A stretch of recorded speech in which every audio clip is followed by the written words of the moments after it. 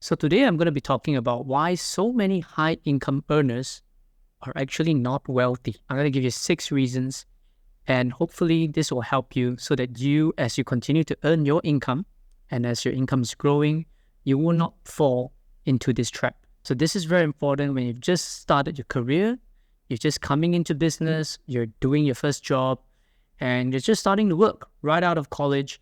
It is very important to understand why this happens and also how you can avoid these pitfalls for yourself. So the first reason is because of their spending on liabilities and their lifestyle. Now, many people fall into this trap, especially when you first start earning your first paycheck.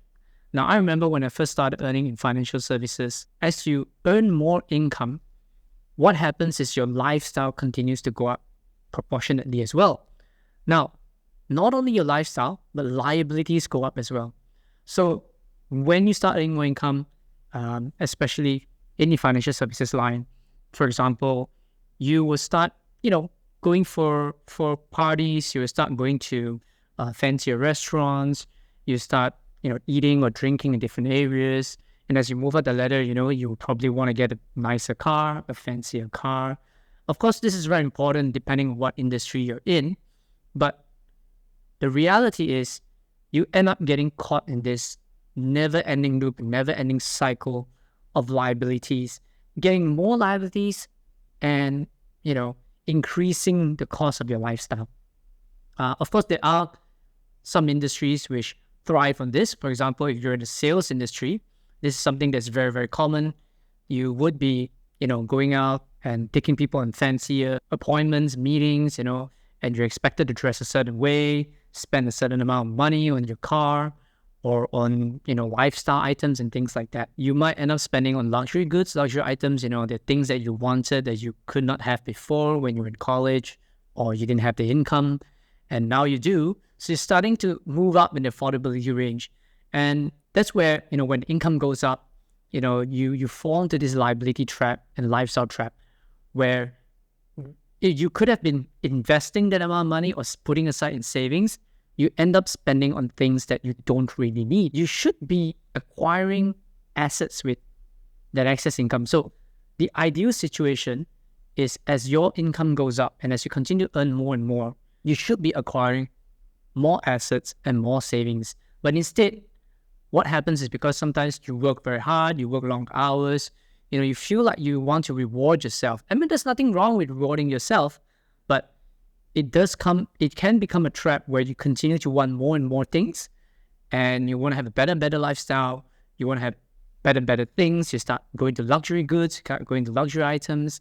And, sometimes also, you end up spending more than you're actually earning, or maybe you're anticipating a future bonus, or you're doing well in sales, you're expecting a certain commission to come in, and you end up spending that money in advance, which comes to the second reason, which is not having a financial plan, where they have a trusted advisor, someone that goes with them along the journey. Now, I know there are a lot of YouTubers and a lot of people out there who say, hey, look, don't pay your financial advisor, don't get financial advisor, this guy's a ripoff and everything. Having someone to go through the journey with you is to give a third-person view or an objective view of your current financial situation. And most good advisors should be helping you to plan for things that you want to achieve in life or things that are important. Because the reality is most people who are in this high income bracket, I mean, they don't have the plans. They don't have the plans in order. I don't know how many times that sometimes when I meet these people in this high income bracket, but they are not wealthy because the way they spend, the habits and everything, they just don't have a plan.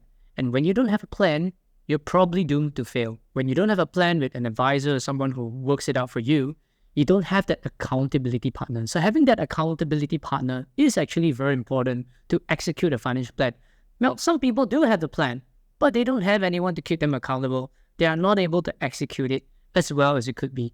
And sometimes getting a professional to come in, even if you have to pay for it, will really save so much time and effort for yourself. Now, the third reason why many high-income earners are not wealthy is because they're still paying for their college debt or their university debt, depending on which country and region you're from. If you see the correlation of people who are in the high-income bracket, whether they are professionals who are trained, they're lawyers, they're doctors, they're accountants, people in finance, financial services. You get all these people who are very trained and or an MBA, business and things like that, business school, it costs a lot of money. The average cost of a medical grad today will be 200,000 US dollars of fees that they have to pay the moment they finish the program, the moment they start working. Or for example, if you go to business school, you probably have to pay like 70,000 to graduate from business school. And that will be the debt that you've acquired just before you get started.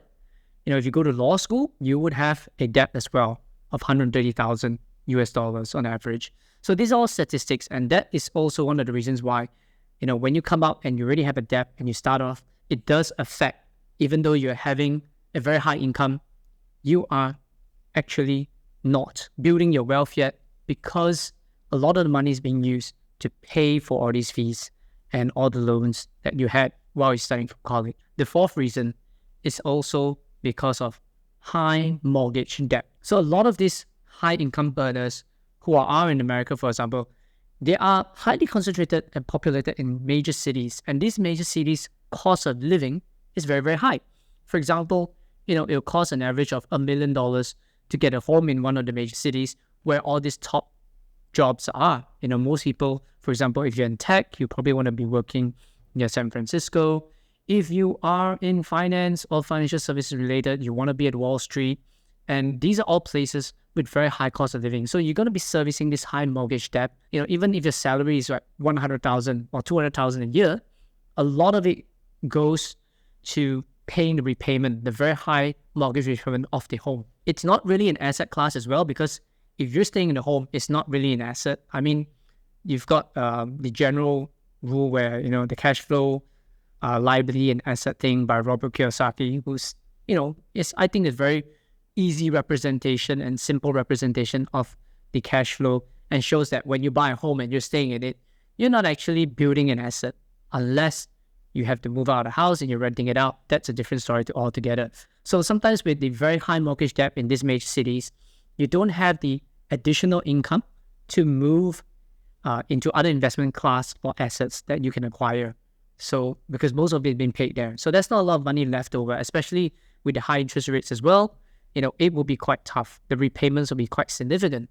Easily the repayments would work out to be $5,000-$6,000 per month, depending on the interest rate, significantly more depending how the interest moves, and that will be a big chunk of your monthly income. So if you're earning, for example, $200,000 a year after taxes, and you're going to pay for a mortgage repayment for a property that's over $1 million, you're going to be paying about $7,000, $8,000. And that's not even including council fees and all other related expenses. This is just a mortgage debt that you have to repay. So a significant portion goes into that. Maybe more than about 50% of income goes there. So it doesn't leave much extra for you to spend and to use in other ways as well. So there is another reason why high income earners are not wealthy as well and are not able to create wealth for themselves. It's also because they are in what we call the keeping with the Joneses problem. Keeping up with the Joneses problem, I call it. So they're wanting things that other people whom they see in the industry or the people are having, for example, a status kind of thing. So this can be very trapping. And of course, if you're in certain industries, this is also something that people fall into and you can fall into fairly easily. You might not think you will, but you do. And for example, let's say, you see a colleague or a friend or someone in the same level or education or same kind of background they came or in the kind of career in, they're driving this type of car, for example, a fancy luxury car that you want to get as well, or luxury item. And for men, maybe watches as well, or jewelry for women, not putting your money in the right places because you are trying to keep up with everyone else. But the reality is, maybe not everyone cares, but you seem to care more about what people think of you, and therefore we go for this kind of item. So that's a very dangerous thing that can affect your ability to build up wealth. And that's also a reason why many high-income earners are actually not wealthy. They have not been able to build wealth for themselves because it's all spent on this kind of items and goods. So the sixth and final reason why I find that many high-income earners are not wealthy is because they're not planning for the taxes properly and they're not paying their taxes properly. So you got to know whichever country and whichever place you're earning income from, how much tax you have to pay. Because the reality is, if you are in the 37% tax bracket, you are in that bracket because if you're earning about $100,000, $200,000, you're in the highest tax bracket.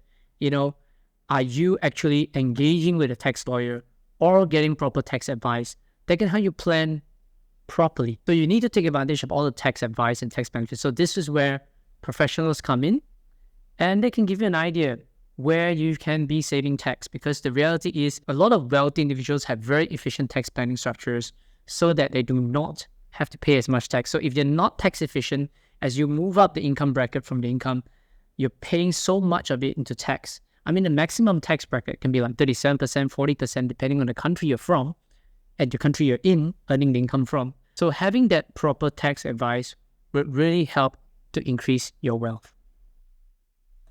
So that's all I have for this video. If you found it helpful, please subscribe and like this video, and it will really support the channel and support me if you can click on the subscribe button. And if you have any questions or any ideas or any of your opinions, please share in the comments below. Share with me, if any of these 6 reasons resonate with you, or if you have any other reason that's not listed here, let me know in the comments below. Thank you, and you have a great week.